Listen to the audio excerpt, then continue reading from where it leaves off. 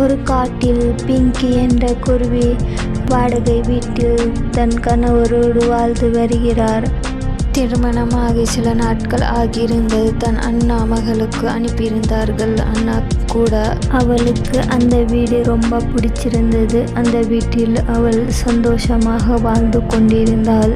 ஒரு நாள் பிங்கி தன் கணவரிடம் சொல்கிறார், என்னங்க, இந்த வீட்டில் எனக்கு ரொம்ப பிடிச்சிருக்குதுங்க. இந்த வீட்டு ரொம்ப நல்லா இருக்குது. உங்கள் அத்தை வீடு தானே, நாங்கள் இங்கே எப்போவுமே இருந்துடலாங்க என்று சொல்கிறாள் பிங்கி. சரி பிங்கி, உனக்கு பிடிச்சிருந்தா அத்தைக்கு வாடகை கொடுத்துட்டு இங்கே இருந்துடலாம் எப்போவுமே, சரியா? சரி, நான் வேலைக்கு போயிட்டு வரேன் என்று சொல்லிவிட்டு பண்டி வேலைக்கு சென்று விடுகிறார். பிங்கியும் ராணுவும் சந்தோஷமாக வேலை செய்து கொண்டிருக்கிறார்கள். சில நாட்கள் இப்படியே சென்று விடுகிறது.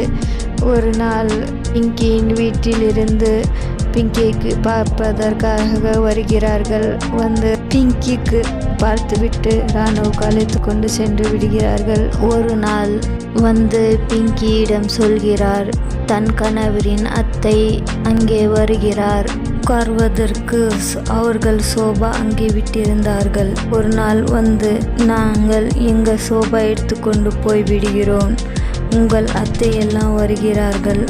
அந்த சோபாவில் உட்கார்வது எனக்கு பிடிக்கவில்லை, அதனால் எங்கள் வீட்டுக்கு எடுத்துக்கொண்டு போய் விடுகிறேன் என்று எடுத்துக்கொண்டு போய்விட்டார்கள். தன் கணவரின் அத்தை பிங்கிக்கு ஒன்றும் புரியவில்லை, ஏன் இப்படி செய்தார்கள் என்று. வேலைக்கு போய்விட்டு பிங்கியின் கணவர் வந்தார். என்னங்க, உங்கள் அத்தை வந்திருந்தாங்க. எங்கள் மேல் என்ன கோவமோ தெரியலங்க. அத்தை வந்தால் உட்காருவது எனக்கு பிடிக்கவில்லை என்று எடுத்துக்கொண்டு போய்விட்டாங்க என்று சொல்கிறாள் பிங்கி. சரி விடு, அவங்க தானே எடுத்து போயிருக்காங்க. சரி விடு, நாங்கள் சோபா இல்லைன்னா என்ன, கீழே உட்காந்துக்கலாம், அதெல்லாம் யோசிக்காத, வேதனைப்படாத, விடு பிங்கி சொல்கிறாள் பிங்கியின் கணவர் பண்டி. பிங்கியின் அம்மா வீட்டிலும் பிங்கிக்கு பார்ப்பதற்காக வருவார்கள். நலம் விசாரித்து பார்த்துவிட்டு போவார்கள். அத்தை வீட்டிலும் எல்லோரும் வந்து 15-20 நாள் இருந்துவிட்டு போவார்கள் எல்லோரும். திடீரென்று தன் கணவரின் அத்தை ஒரு நாள் வந்தார். வந்து, நீங்கள் இங்கேருந்து வீடு காலி பண்ணிட்டு எங்கேயாவது வீடு பார்த்துக்கோங்க, இந்த வீட்டுக்கு நாங்களே வந்துடலாம்னு இருக்கிறோம், அதனால் நீங்கள் வேற வீடு பார்த்து கொண்டு சென்று விடுங்கள் என்று சொல்லிவிட்டு சென்று விட்டார்கள். பிங்கிக்கு ரொம்பவே வேதனை ஆகிவிட்டது. என்ன இப்படி சொல்லிவிட்டு சென்று விட்டார்களே. பிங்கிக்கு அந்த வீட்டில் இருப்பதற்கு ரொம்ப பிடித்திருந்தது. அதனால் அவளுக்கு அங்கிருந்து காலி பண்ண மனசே இல்லாமல் இருந்தது. என்ன பண்ணுவது, அவர்களே சொல்லிவிட்டார்கள் என்று தன் கணவர் வேலைக்கு போய் வருகிறார். என்னங்க, உங்கள் அத்தை இங்கே வந்தாங்க. வந்து சடனாக வந்து சொல்லிட்டாங்க, வீடு காலி பண்ணிவிட்டு எங்கேயாவது வீடு பார்த்துக்கோங்க, ரொம்ப வேதனையாக இருக்குங்க, இந்த வீட்டை விட்டு போக மனசே எனக்கு இல்லைங்க என்று பிங்கி அழுகிறாள். கணவர் சொல்கிறார், விடு பிங்கி, நாங்கள் என்ன செய்யணும், அவங்க வீடு, அதனால் அவங்க சொல்லியிருக்கிறாங்க, நாங்கள் வேறு வீட்டுக்கு பார்த்துட்டு போயிடலாம், அல்லாது சொல்கிறார். ரெண்டு பேரும் சேர்ந்து வீடு பார்ப்பதற்காக அங்கே போகிறார்கள், தேடுகிறார்கள். வாடகை வீடு அங்கே போய் தேடுகிறார்கள். ஒரு வீடு கிடைத்தது. அது சின்ன வீடாக இருந்தது. ஒரு ஹால், கிச்சன்.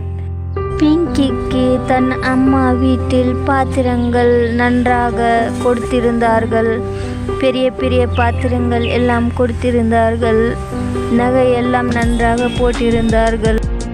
பெரிய பெரிய பாத்திரங்கள் இருக்கிறதே. அந்த சின்ன வீட்டில் அந்த பெரிய பாத்திரம் இடம் பத்தாது வைப்பதற்காக என்று யோசித்து கொண்டு போய் விற்று விடுகிறார்கள். மீதி இருக்கின்ற பாத்திரம் எல்லாம் பேக்கில் போட்டு முடிச்சு போட்டு வைத்தார்கள். எல்லாம் ஒரு இடத்தில்.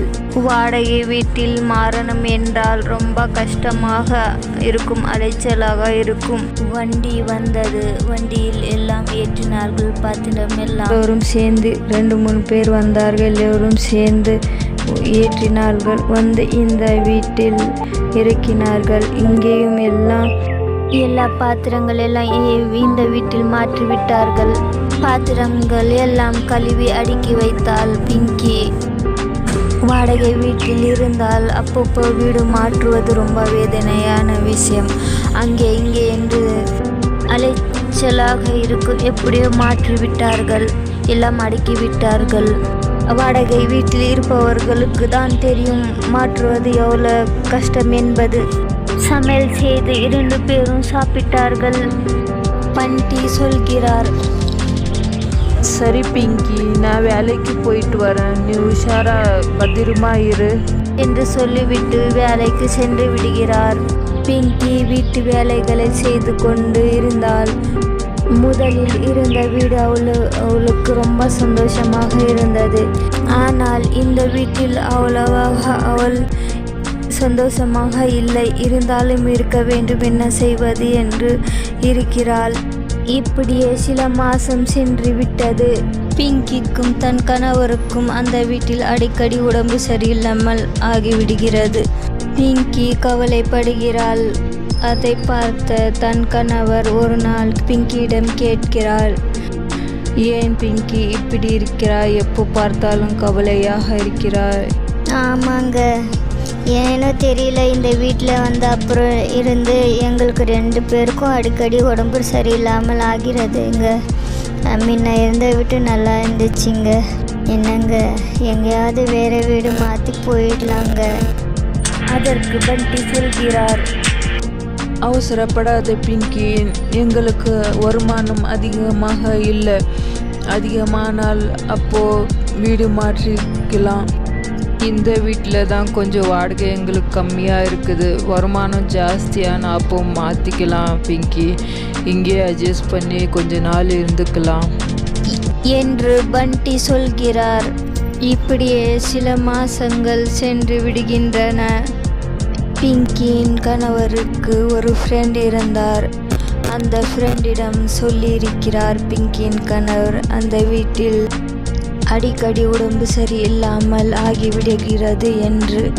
அந்த ஃப்ரெண்டு சொல்லியிருக்கிறார், இங்கிருந்து கொஞ்சம் தூரமாக கம்மி வாடகைக்கு வீடு கிடைக்கிறது என்று. அதனால் பிங்கியிடம் வந்து பிங்கியின் கணவர் சொல்கிறார், பிங்கி, என் ஃப்ரெண்டு, எனக்கு ஒரு ஃப்ரெண்ட் இருக்கிறார் இல்லையா, அவரிடம் சொன்னேன் அடிக்கடி உடம்பு சரியில்லாமல் ஆகிவிடுகிறது என்று. அவர் சொன்னார், இங்கிருந்து கொஞ்சம் தூரமாக கம்மி வாடகைக்கு வீடு கிடைக்குதாம். நான் போய் அவர் கூட போய் பார்த்து வருகிறேன். சரிங்க, போய் பார்த்துட்டு வாங்க என்று சொல்லி விட்டு போகிறார். பண்டி போய் பார்த்துட்டு வந்து பிங்கியிடம் சொல்கிறார், இந்த வீட்டோட அந்த வீட்டை வாடகை கொஞ்சம் அதிகமாக இருக்குது பிங்கி, இருந்தாலும் அங்கே போகலாம் பிங்கி என்று சொல்கிறார் பண்டி. முதலில் சரி என்று வீடு மாற்றுகிறார்கள். முதலில் வீடு மாற்றியது போலவே இந்த வீட்டிற்கும் அலைச்சல், கஷ்டம். வீடு மாற்றிய போது பட்ட வேதனை, கஷ்டம், அலைச்சல் எல்லாம் இப்போதும் ஆனது. எப்படியோ கஷ்டப்பட்டு வீடு மாற்றி வேற வீட்டிற்கு வந்து விட்டார்கள். வந்து சில மாசங்களும் ஆகிவிடுகின்றன. ஆனால் அந்த வீட்டில் வந்த அப்புறம்தான் தெரிந்தது, அந்த ஓனர் ஏன் அங்கே வைத்திருக்கிறாய், ஏன் இங்கே வைத்திருக்கிறாய் என்று ஃப்ரீயாக இருக்க விடவில்லை. இவர்களுக்கு ஃப்ரீயாக எங்கும் வைக்க விடவில்லை. அவரே சொல்லி கொடுப்பார், அங்கே வை இங்கே வை என்று. அதனால் பிங்கிக்கு ரொம்ப வேதனையாகி விடுகிறது. ஒரு நாள் தன் கணவரிடம் சொல்கிறாள் பிங்கி, என்னங்க வீட்டு ஓனரம்மா எப்போ பார்த்தாலும் வந்து இந்த பாத்திரம் இங்கே வைக்காது, அந்த பாத்திரம் அங்கே வைக்காதுன்னு ரொம்ப டார்ச்சர் கொடுக்குறாங்க. என்ன பண்ணுவது பிங்கி, அட்ஜஸ்ட் பண்ணிட்டு இருக்கணும், வேற வழியே இல்லை. வேற வீடெல்லாம் ரொம்ப ரொம்ப வாடகை ஜாஸ்தியா இருக்குது. அதனால கொஞ்ச நாள் அட்ஜஸ்ட் பண்ணி இரு, ஒன்னும் பேசாத, அவங்க என்ன சொல்றாங்களோ அப்படி கேட்டு நீ இரு. சரிங்க என்று சொல்கிறாள் பிங்கி. கொஞ்ச நாள் இப்படியே சில மாசங்கள் சென்று விடுகிறது. ஒரு நாள் பிங்கி பிரெக்னன்ட் ஆகிறாள். சந்தோஷமாகி விடுகிறார்கள் எல்லோரும். பிங்கியின் அத்தை வந்து பார்த்து கொண்டார்கள். டெலிவரி ஆன பிறகு அண்ணன்மார்கள், அண்ணிமார்கள், அம்மா எல்லோரும் நன்றாக பிங்கி கவனித்து கொண்டார்கள். குழந்தைக்கு உடம்பு சரியில்லாமல் ஆகிவிடுகிறது. ஹாஸ்பிட்டலுக்கு அண்ணா, அண்ணிகள் எல்லோரும் அழைத்து கொண்டு போகிறார்கள். போய் நன்றாக பிங்கியும் குழந்தைக்கும் கவனித்து கொள்கிறார்கள். 5 மாதம் அம்மா வீட்டிலே இருக்கிறாள் பிங்கி. 5 மாதத்துக்கு அப்புறம் நகையெல்லாம் போட்டு அனுப்புகிறார்கள். குழந்தைக்கு நகை போட்டு அனுப்புகிறார்கள் தன் அண்ணாமார்கள் எல்லோரும் சேர்ந்து. பிங்கி வருகிறாள். வந்த அப்புறம் சில மாதங்கள் ஆகிவிடுகின்றது. அதற்கப்புறம் வீட்டு ஓனர் வந்து வீடு காலி பண்ணிட்டு கொடுங்க, என் பிள்ளைக்கு திருமணம் வைத்திருக்கிறேன், இந்த வீட்டில்தான் அவர்கள் இருப்பார்கள் என்று சொல்லிவிட்டார் வீட்டு ஓனர். பிங்கியும் தன் கணவரும் எங்கேயாவது வீடு பார்க்கணும் என்று பேசிக்கொண்டே இருக்கிறார்கள். 2-3 நாட்கள் ஆகிவிடுகிறது. அப்போது பக்கத்து வீட்டில் இருப்பவர்கள் சொன்னார்கள், எனக்கு தெரிஞ்சவங்க வீடு, வாடகை வீடு காலியாக இருக்குது, அங்கே போய் பாருங்க என்று சொல்லிவிட்டு போகிறாங்க. சரி என்று பிங்கியும் தன் கணவரும் போய் பார்க்கிறார்கள். அவர்களுக்கு பிடித்து விடுகிறது.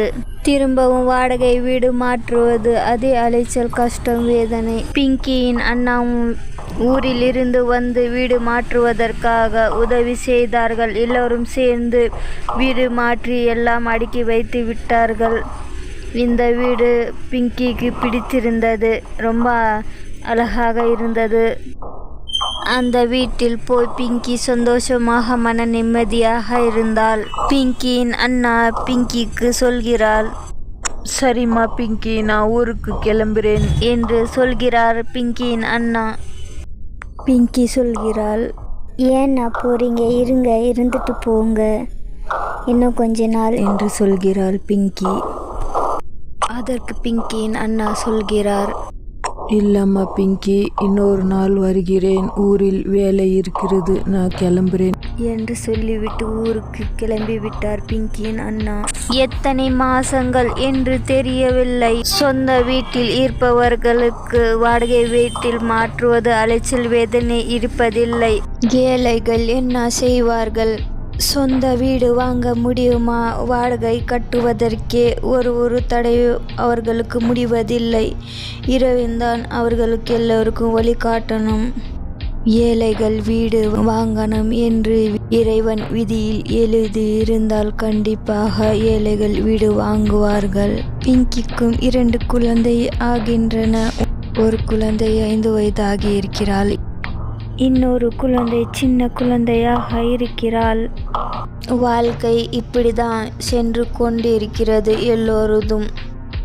பிடிச்சிருந்தா சப்ஸ்கிரைப், லைக், ஷேர், சப்போர்ட் பண்ணுங்க. தொடர்ந்து பாருங்க. தேங்க்யூ ஃபார் வாட்சிங்.